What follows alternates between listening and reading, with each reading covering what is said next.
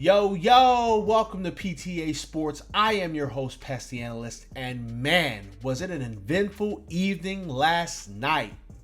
We had the first round of the 2021 NFL Draft. People was wheeling and dealing. Kisses was getting stealing. Sons of a guns got sunned by a gun. It was a crazy night, man. And I'll tell you what, I really enjoyed hanging out with the crew, live, talking about the draft, reacting to some of the stuff. Man, it was a really good time. So listen, let's get into it, man. So as the draft is going, right, we're getting close to our draft pick. And a funny thing happens, man. Those dirty ass Philadelphia Eagles and those dirty ass Dallas Cowboys decided that they was going to trade spots. And when it happened, it was kind of like, what? Like, we was all like real confused, but we knew what was getting ready to happen. Like, we knew that the Eagles were getting ready to move up to grab Smith. Like, we knew it was coming. And I personally was like, I don't care, man. Go on and take them, because it didn't really matter to me, right? I walked into this draft with the mindset of I didn't care who we drafted as long as they were good, because I feel like this team doesn't have a whole lot of glaring holes. We just need a couple of playmakers, a good player here, a good player there, some good depth. So I'm like, whatever, right? It happens, and they take Smith. Some people's hearts are broken. I hop in Philly Notion channel. I call them all dirty sons of bitches. And we move on with life. But then another funny thing happened, okay? Because the New York Football Giants are on the clock. Clock's ticking down. All of a sudden, trade. And we're all like, trade? What you mean trade?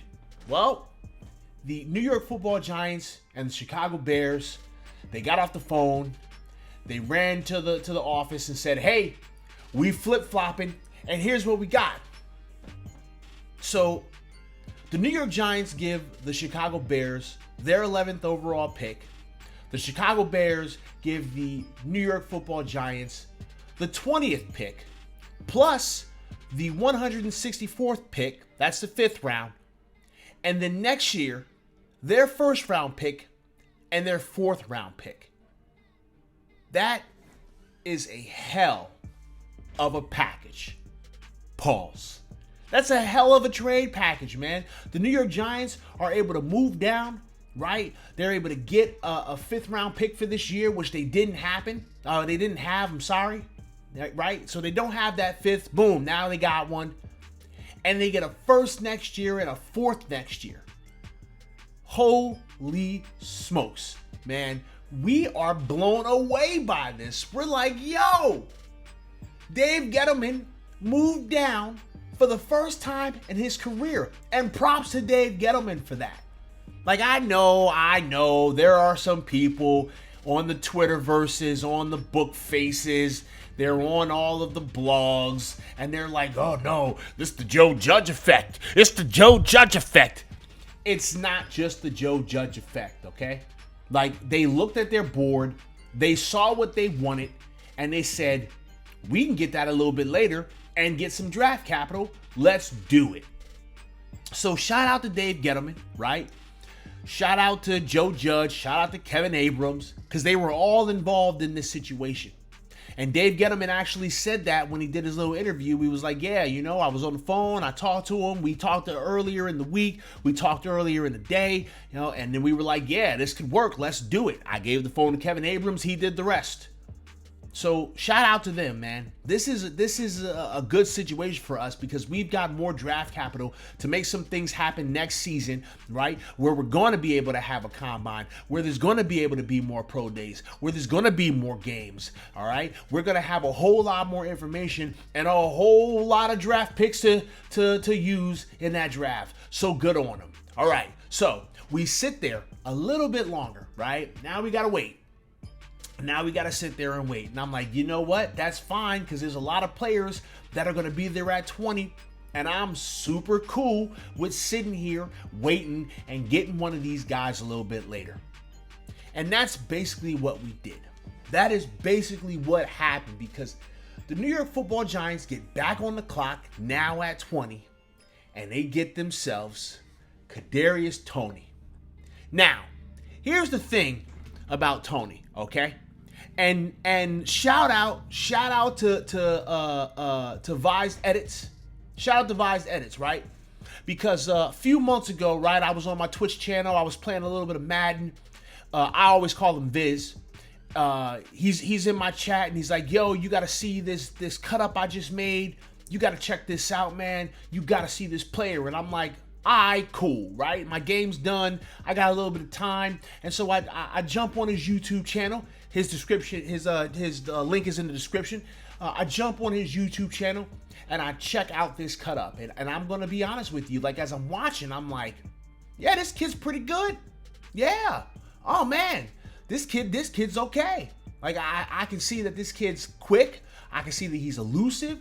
He's got decent hands. I'm like, okay, all right, this kid's okay. So during the live stream, right, when they call his name, I had forgotten that I had watched some highlights of this kid. And as I sat there and I waited for a second, I thought and I said, wait a minute, isn't this the guy Viz told me about? Viz hops into the chat of the live stream and he's like, yeah, we just got a dog. And so we spent about a good, I don't know, 25, 30 minutes just looking at film on this kid. And I'm going to tell you, I was blown away by the things that I saw. I was like, yo, look at this kid go. This kid is elusive. This kid is stopping on a dime, ducking one guy, making four other defenders miss, scoring a touchdown, right? He's juking people out of their shoes. This man literally broke someone's ankle on the field. They carted old boy off the field after the play was done. He legitimately broke a player's ankle. I don't know if I've ever seen someone actually break someone's ankle, but this kid did it. It was crazy. And I'm kind of blown away at this point. I'm like, yo, look at this kid go. This kid could be a monster. He needs a little bit of polish, okay? He is not an unfinished product, okay? He needs a little bit of work. And we're gonna kind of look at the draft analysis from some of the sources, right? And we'll talk about it.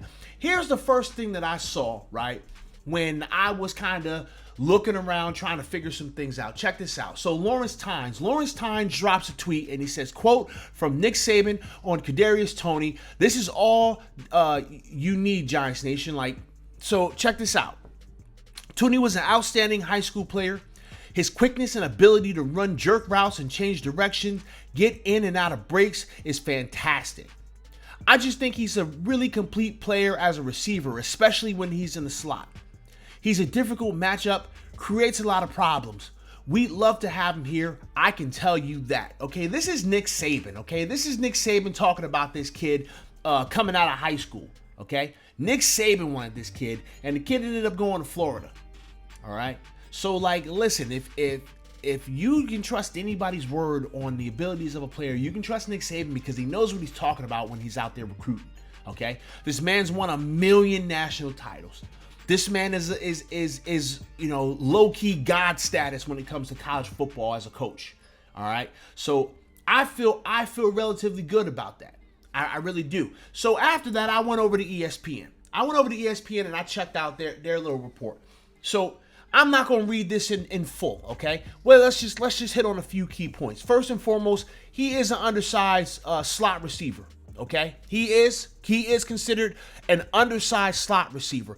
I don't really know how much solace I take into that, right? Because there's a lot of players who are the same height, and he could easily gain 10 pounds between now and when the season's going to start. So he may not even be that much undersized. I saw a comparison, and I'm not saying that these guys are going to be the same players, but I saw a comparison between him and Odell Beckham. They're almost the same size. Okay, I think Beckham maybe has 15 pounds or on him or something like that, maybe 20 pounds. I'm not saying that this kid needs to go put on 20 pounds, but he could definitely put on like 10 pounds of muscle between now and the start of the season, okay? But he has rare explosiveness to go along with good contact balance and open field instincts, okay? And yo, based on what I saw, yo, he is explosive and he can make you miss, okay? He can absolutely make you miss. Top end speed to thread him vertically. He's killing it on these seam routes. All right. And when you look at the way Florida used him, right, they tried to get this kid in space. OK, get the ball in his hand, try to get him in space, let him go and do the rest. All right. They talked about how he impressed during the Senior Bowl. I know he had some drops during the Senior Bowl, but he barely dropped anything in real time. So it is what it is with that, right?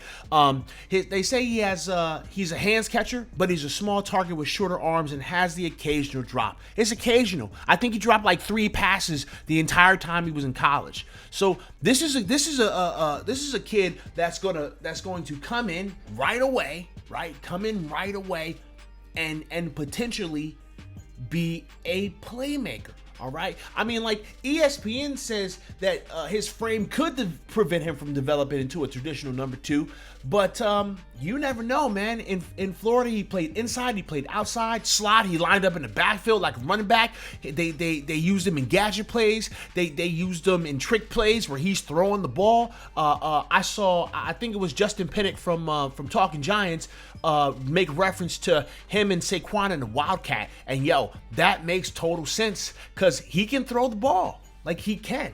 So let's take a look at what NFL.com has to say about him. So they projected him as round 1 or 2. Okay, we got him at 20. We got him late round 1. So when I see round 1, 2, I'm thinking mid to late first round to early and early mid second round. Okay, that doesn't mean that he can go anywhere in the first round and anywhere in the second round. That means that there's a sweet spot between the first and the second round, and I think we got him. So like people are saying that this might be a reach. I don't necessarily think so. I really don't. When you look at the overview, right, they say that he plays bigger than his listed size, and listen. He's a guy that goes and he finds contact. He finds contact. He wants to break tackles, okay? He wants to shimmy shake on the field, right? Unfortunately, he did have some injuries, right? And that kind of capped off his production. But listen, it still looked great when he was out there, and injuries happen. We can't be afraid of injuries, okay? We have to just go out there, put our players on the field and see what happens. NFL says his routes can look like one-on-one isolation basketball moves at time. I chuckle whenever I read that because, like, seriously, breaking ankles, okay? He is breaking ankles on the field, y'all. This is great. Here is the most important line in this, okay? I left this up there long enough for y'all to read it. This isn't story time. So I hope y'all got the chance to read it. If not, pause it and check it out. But this is the most important sentence to me. He'll need more polish, but should contribute right away as a receiver and as a punt returner. Now, here's the thing.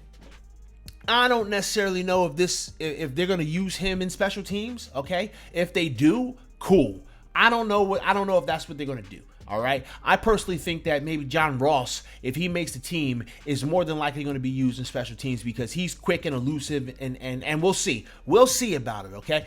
But honestly, I feel really, really good right now about the potential of this young man, okay? I feel good about the potential.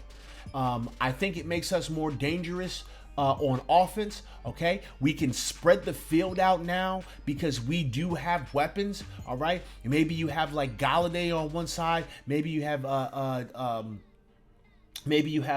Darius. Oh my God, why am I brain farting the names of our players right now? but maybe you have our two our number 1 and 2 outside. You have him in slot one side. You have Shep in the slot on the other side, right? And you have Saquon in the backfield. You can't stack the box now because we've got weapons all over the field. Okay, like I'm just saying that's just something I'm thinking about. That's just something that I'm thinking about. Who knows? But like, now we have some legitimate weapons, man. We really do.